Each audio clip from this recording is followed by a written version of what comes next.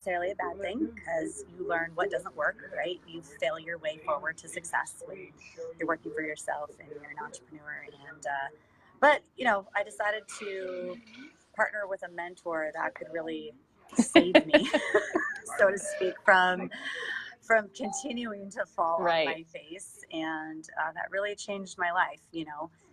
There's a saying out there that if you surround yourself with 5 millionaires, you're bound to become the sixth. You surround yourself with, you become the average of the 5 people you surround yourself with. So whether that's broke, unsuccessful, unhappy, toxic, negative people, that's what you're going to become. And I decided I wanted to run with people that were polar opposite of all of those negative characteristics. And in the past 2 years, I've risen into a leadership role in a new company, paid off $50,000 of consumer debt.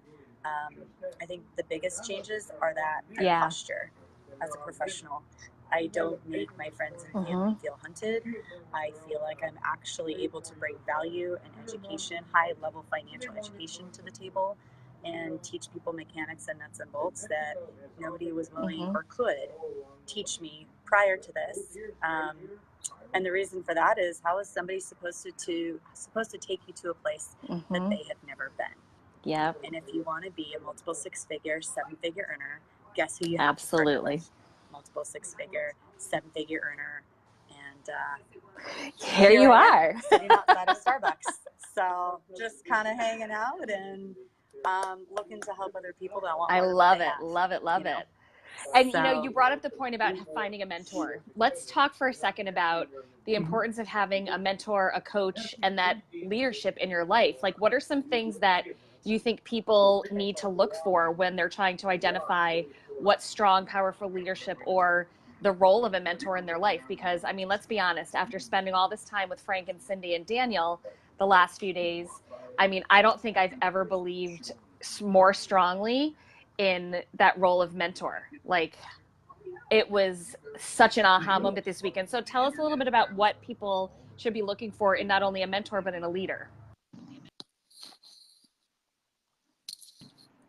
Sorry, just got a phone call. My phone is also on Do Not Disturb, and that still didn't work. No worries. Hopefully I don't get another one. Anyway, hang on. Let me take care of this real quick. Okay, so what to look for in a mentor? For me personally, I like people with experience.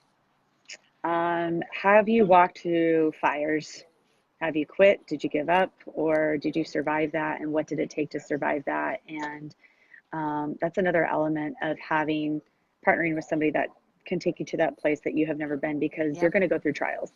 And success leaves clues. So, that's I guess the other side of that coin is, I want to partner with somebody that's been down the road of success. So I know that they have credibility. I know that they have the mechanics internally to go to that place or to take me to that place. On the flip side of that, if you are an individual that has been through some seasons in your life, you gain a lot of respect from me. Being a single mom is not easy. And that's one of the many tough things that people can go through in life. And I certainly don't want anybody on this live to think that that's what it's all about, because there are other seasons that people go through and hardships. And I think for me, when you have those individuals that are willing to survive and walk through that fire, and they come out a bigger, stronger, wiser person, that's somebody that I want to follow. So our mentors have had all of that. One of them has made millions, lost millions, made millions again. Now, that not many people can recover like that and have the mental and emotional stamina to say, I can do this over and over and over again, no matter how many times I fail. There's just so much depth with the individuals that we work with. And I think that's something that I look for as well. I want to know their character, their depth, their level of servitude, but not just that. What's your experience? How much success have you had in order for me to determine how far you can take me? Could not agree more. I love that. And when people look at, these skeptics and cynics who look at network marketing as something that, one of those things they would never do, I think they're missing the whole personal connection that this industry brings you. You know, it's not just about building a paycheck. The philosophy of our mentors is about building people. And you don't get that in a typical corporate setting. You don't get that in a governmental setting. You don't get that in any place else. I've never seen it except for a network marketing, you know, venue. And I think, you know, to kind of echo that point, I mean, I really love our mentors as people and friends, and Rick is my brother. He's my big brother. Frank and Cindy, they are my parents in the business world, you know, when it comes to what it is that they bring to the table for me. And I think it's one thing to have a mentor. It's another, like, to teach you. It's another thing to have a bond where you love them. You know, it's like that agape sacrificial love. That is rare. That's a very, very unique, like, you really don't find that, especially in this industry, because it can be so self-serving. And it's very evident if you've watched leaders in our team over the past 18 months, how they have evolved, whether their professionalism or their posture or their softness. They went from hard to soft, or maybe they were soft in the beginning and they've, you know, they put out their chest a little bit more in confidence and ambition. Either way, people have grown, and that's a direct connection to who it is that we surround ourselves with and how we're being built as people. And that makes all the difference in the world. And, you know, one of the big points that Frank made last night was about chasing money.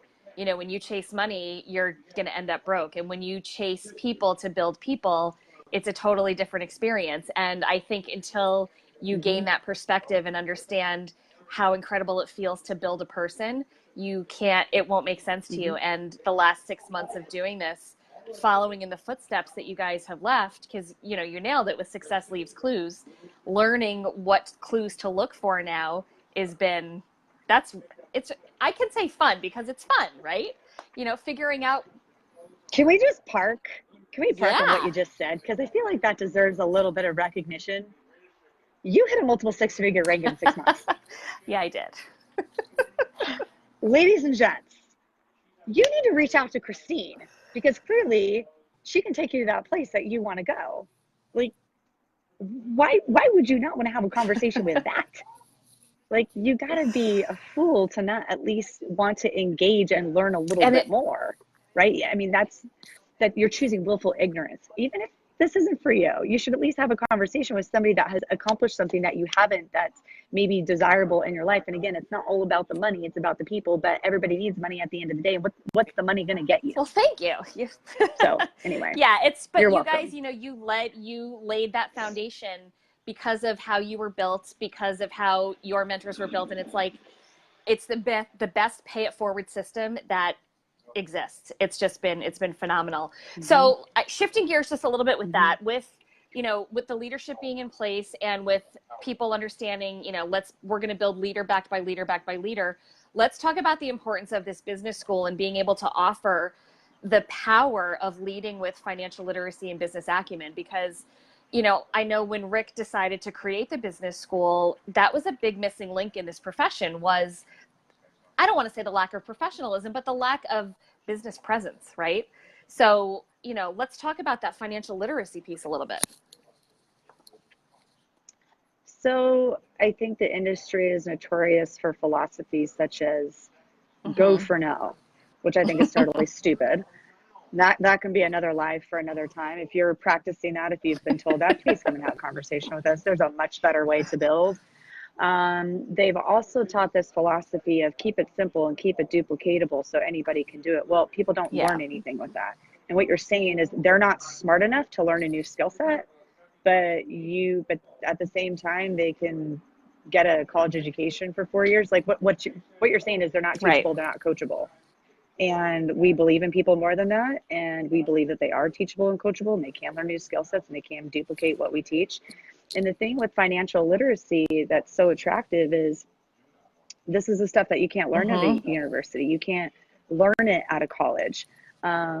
If they were teaching wealth creation at a university level, we wouldn't have so many broke college students.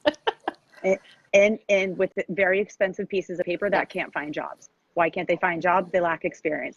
How are they supposed to get experience when nobody gives them the opportunity?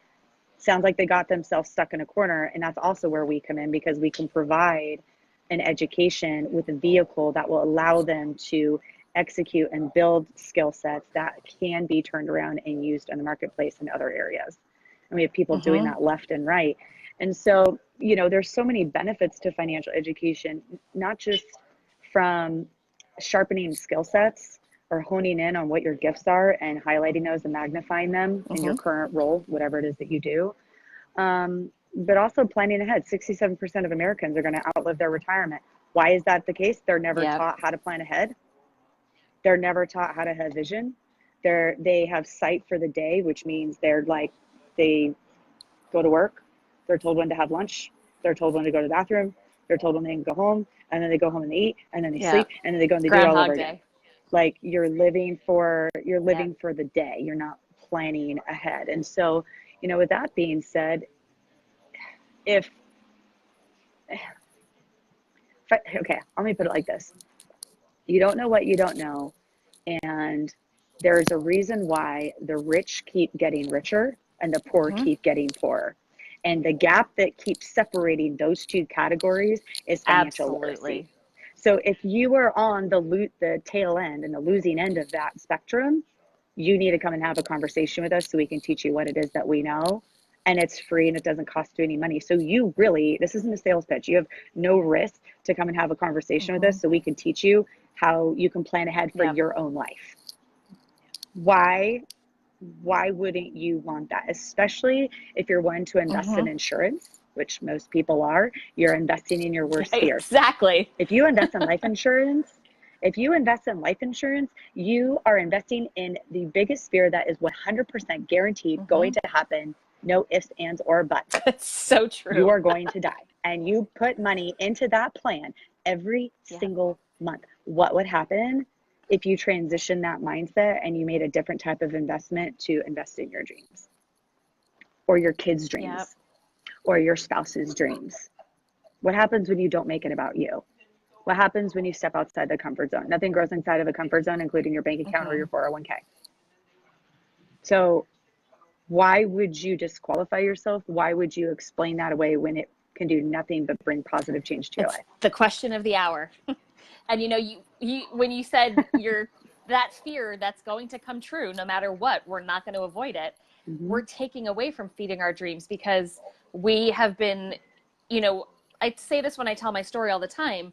I feel like when you enroll or engage or sign up for whatever for your career, we either lose the ability to dream, we forget how to dream, we never were taught how to dream.